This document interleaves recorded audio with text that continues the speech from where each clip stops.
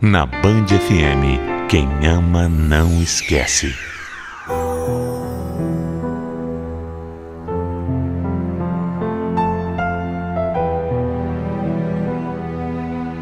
O que eu aprendi com a vida foi que nós nunca podemos perder as esperanças. Mesmo que tudo pareça um mar de angústia sem fim, no final vai dar tudo certo. Às vezes a vida pede pra gente uma dose extra de coragem para que a gente continue gigante. Eu nasci numa aldeia indígena, no Pernambuco. Quando a minha mãe conheceu meu pai, ela já tinha um filho de um relacionamento anterior e aí com ele teve mais 3 filhos. Eu sou a caçula, mas ele sempre foi um homem muito violento e chegou a espancar a minha mãe várias vezes. Um dia ela não aguentou mais e para fugir do meu pai foi embora levando só a filha mais velha. Eu e meus 2 irmãos ficamos com ele e foi um verdadeiro terror. Ele seguia sendo agressivo e quando ele bebia era ainda pior. Na verdade, ele nunca escondeu que odiava os filhos. Eu não tinha cuidado, amor, nada. Eu vivia pelas ruas largada. Quando eu ainda era criança, eu fui abusada e violentada por vários homens diferentes, mais vezes do que eu consigo me lembrar. A vida era muito dura, muito difícil. E por isso, com apenas 11 anos de idade, eu já pensava em arrumar um marido para me livrar de toda aquela situação que eu vivia. Meu sonho era ter uma casa. Não só uma casa, era ter uma casa, uma família e comida também. E na minha cabeça, essa era a solução dos meus problemas: ter um marido que cuidasse de mim. Com 12 anos eu conheci um rapaz que tinha 20. Eu me apaixonei perdidamente e a gente começou a se relacionar. Depois de alguns meses de namoro, eu comecei a me sentir mal, enjoada e descobri que estava grávida, né? Eu tinha 12 anos. 12 anos e eu estava grávida. Quando eu contei a novidade para o meu namorado, ele começou a me rejeitar. Eu já costumava ficar na casa dele alguns dias, até que numa manhã eu estava tomando café e ele simplesmente chegou com uma moça, dizendo que aquela era a namorada dele. Eu me senti um lixo e vi ali o meu sonho de ter uma família, uma casa, desmoronar. Mais uma vez eu me senti desprezada por alguém que deveria se importar comigo. Eu não sabia o que fazer, para onde ir. E foi aí que uma vizinha me falou que tinha uma mulher precisando de uma pessoa para trabalhar como doméstica. E eu fui. A minha patroa sabia de toda a minha situação. Sabia que eu estava grávida, mas mesmo assim me deu um emprego e eu confesso que eu me senti acolhida de alguma forma por ela. Logo no meu primeiro dia, a minha patroa me disse que a irmã dela estava chegando de São Paulo para passar uns dias ali. Nessa fase, eu andava passando muito mal por conta da gravidez e por uma grande coincidência do destino, essa irmã da minha patroa era médica obstetra.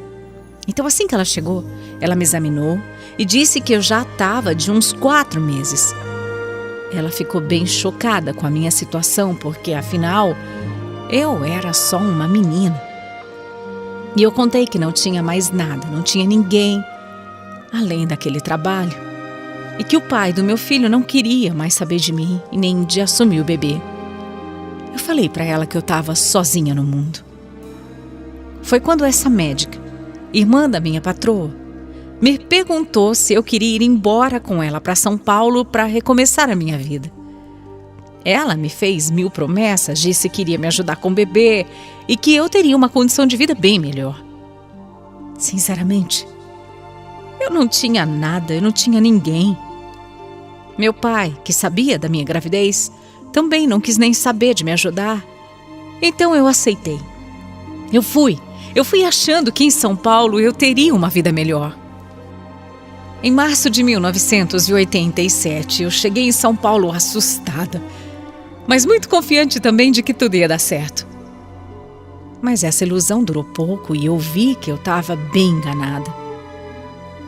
O apartamento da médica, minha nova patroa, não era tão pequeno. Tinha 2 quartos, tinha uma beliche com uma cama sobrando, tinha o sofá da sala vago, mas mesmo assim ela me colocou para dormir no chão. No chão, num colchão fino, embaixo da mesa da cozinha. Eu tinha 12 anos. Eu estava grávida. Eu cozinhava, eu lavava, eu limpava o apartamento e eu só podia dormir no chão passando frio. Eu me senti tão humilhada, mas não me sentia no direito de falar nada.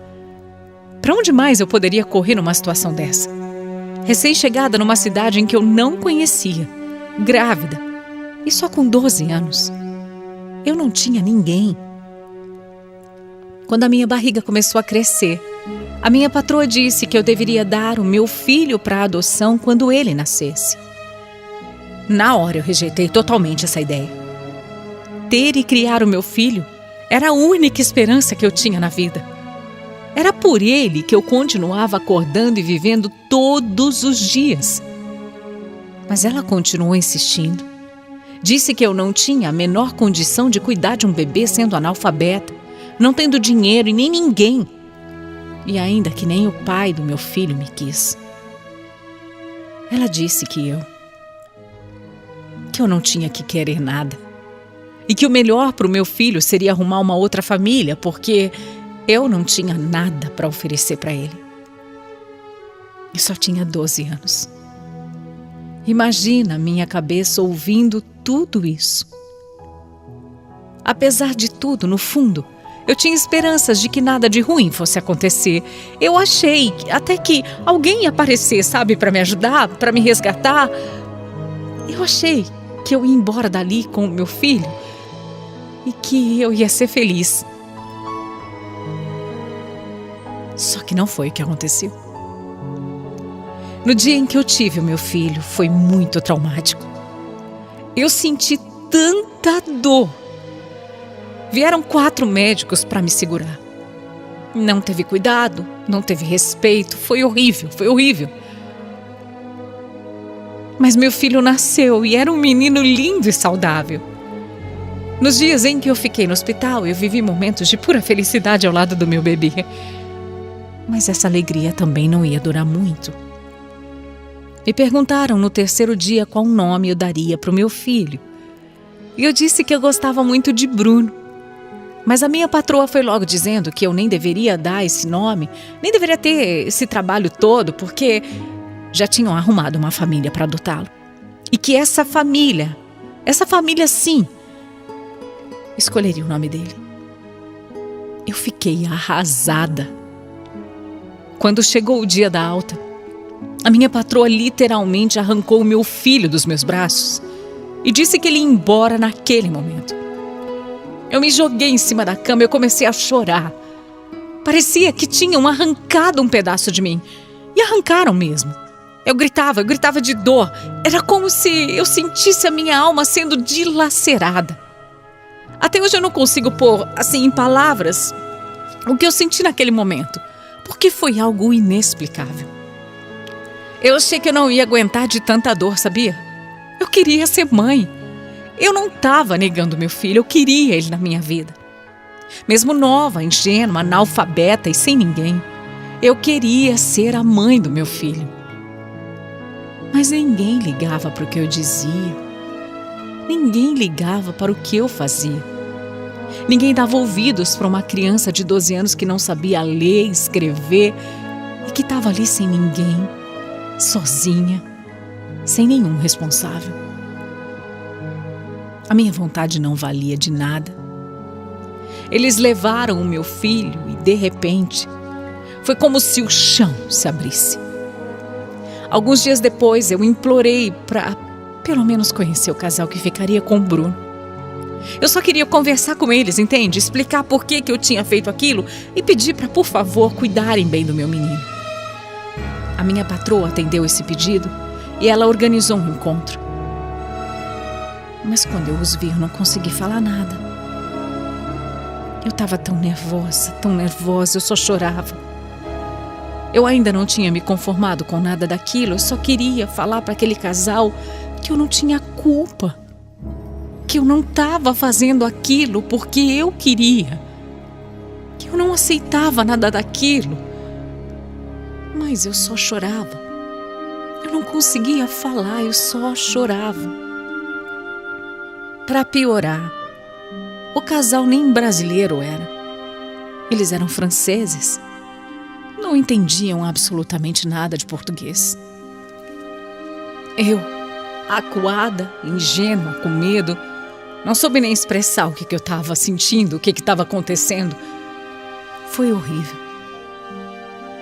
Depois desse dia eu nunca mais tive notícias do meu filho. E eu fiquei mal. Eu entrei em depressão e tentei até tirar a minha própria vida. Só depois de quase 1 ano, eu consegui finalmente me libertar e sair daquela casa. Eu fui morar com uma vizinha no mesmo prédio. E foi ela quem me alertou que tudo que tinham feito comigo era crime.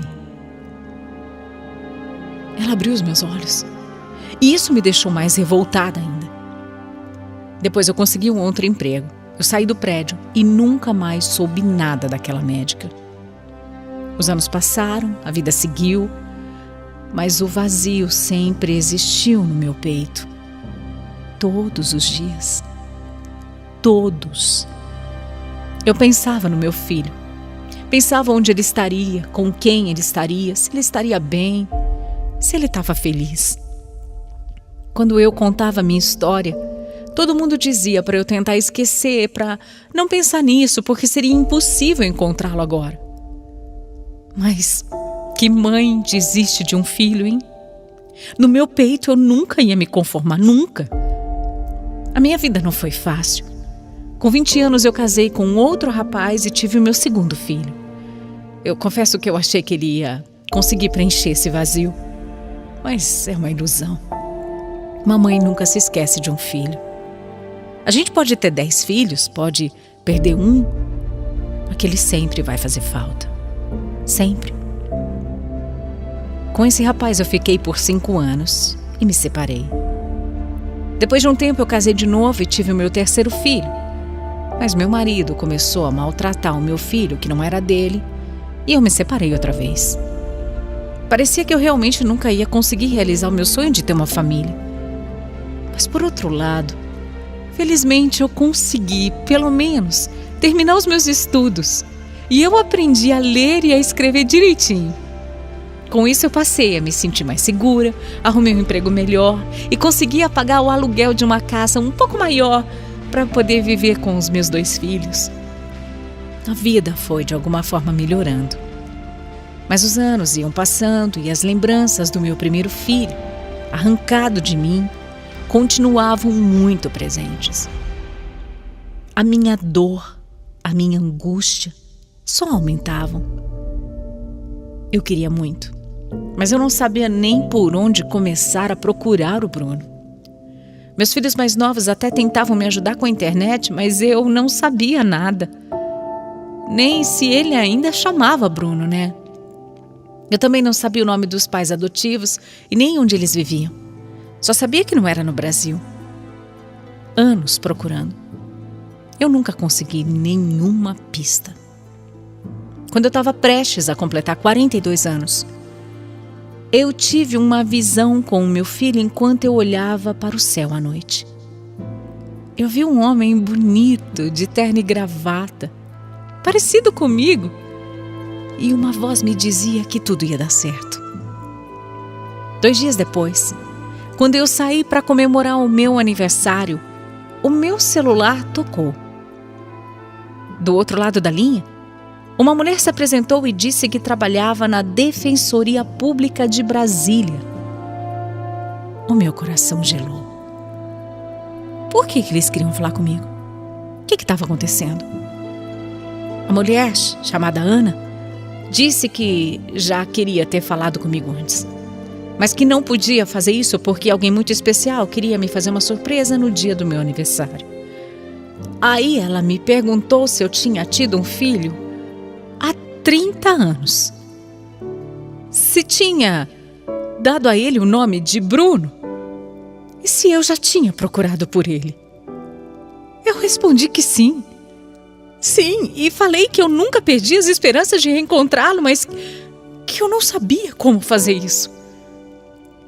Foi aí que a Ana me disse que eu já podia parar de procurar por ele, porque ele tinha me encontrado.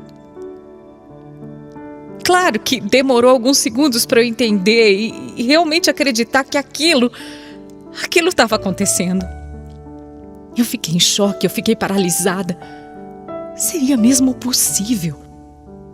30 anos depois. 30 anos. A Ana me contou que o Bruno vivia na Europa e que ela e ele tinham se conhecido há algum tempo atrás pela internet.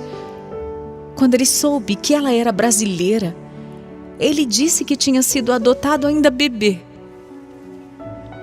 mas que ele tinha tanta vontade de conhecer a mãe biológica que também era do Brasil.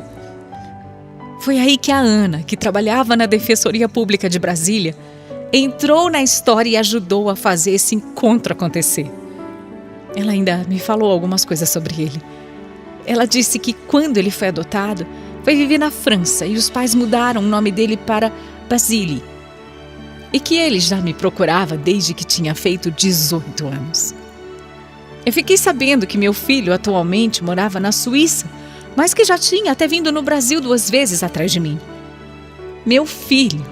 O meu filho estava me procurando há anos. E eu não sei colocar em palavras o quanto isso me emocionou. A Ana disse que eles já tinham me achado há alguns dias, mas que o Bruno pediu para que ela só falasse comigo no dia do meu aniversário, dia 12 de junho, para fazer uma surpresa. Quando ela me mandou a foto dele, eu não conseguia nem raciocinar. Era a minha cara, não tinha como não ser. Era ele. Era o meu Bruno, era o meu filho. Meu Deus, meu Deus. Aquele dia foi como se eu tivesse saído da escuridão. Logo depois, eu e o Bruno finalmente nos vimos através de uma câmera de vídeo. A gente mal se entendia, ele não falava nada de português, mas disse que ia aprender só para falar comigo. E um mês depois, ele chegou ao Brasil para me conhecer pessoalmente. Eu passei dias sem dormir, só pensando nesse encontro, eu não conseguia conter a emoção, a ansiedade. As minhas pernas tremiam, me faltava ar. E esse foi, sem dúvida nenhuma, o dia mais feliz da minha vida. Receber um abraço do meu filho, 30 anos depois de ter perdido. Nossa. Nós ficamos alguns segundos ali abraçados, sentindo um coração do outro. Parecia que as nossas almas tinham se encontrado. E eu pedi perdão a ele. Eu contei tudo o que aconteceu e ele falou que não tinha nada do que perdoar, que eu só fiz o que tinha que ser feito e que ele entendia, que ele não tinha raiva de mim. Depois de um primeiro momento, ele aceitou se hospedar na minha casa e pela primeira vez eu tive os meus 3 filhos debaixo do meu teto, sentados ali na minha mesa, comendo a minha comida. E era um sonho. Era um sonho. A gente depois fez exame de DNA que comprovou que ele era mesmo meu filho. Mas nem precisava, eu já sabia, né? Eu já tinha certeza desde o momento em que eu vi a foto dele. O Bruno me contou que os pais adotivos o criaram muito bem e que nunca esconderam quem eu era. Eles tinham meu nome anotado e quando o Bruno cresceu, eles deram a ele. Foi tudo tão intenso entre nós. Alguns dias depois ele voltou para a Suíça, onde ele vive atualmente. A gente se fala todos os dias, mas eu entendo que a vida dele é lá, né? Ele se casou com uma russa, uma mulher linda, linda. E eles tiveram 2 filhos, os meus netinhos, Gabriel e Teodoro. O Bruno trilhou um caminho brilhante. É um homem lindo, trabalhador, honesto, íntegro, do bem e muito inteligente. Ele fala 6 idiomas, acredita? É um orgulho para a mamãe aqui. Eu também já fui até a Suíça passar as férias com ele e olha, foi indescritível, meu Deus. Nós fomos até Paris encontrar com a família adotiva dele e esse encontro também foi muito emocionante. O Bruno com as 2 mães dele. Encontrar meu filho foi algo que mudou a minha vida para sempre. Eu me tornei muito mais forte. Eu ganhei um ânimo que já nem sabia que existia. E hoje em dia eu posso dizer que eu sou uma mulher bem realizada. A minha história é prova de que ninguém pode perder a fé jamais. Mesmo que tudo pareça escuro e que assim fique por um bom tempo, sempre haverá uma luz. Sempre haverá. Eu sou a prova de que o amor é a força mais poderosa do universo e que é Ele quem alimenta a esperança de dias melhores.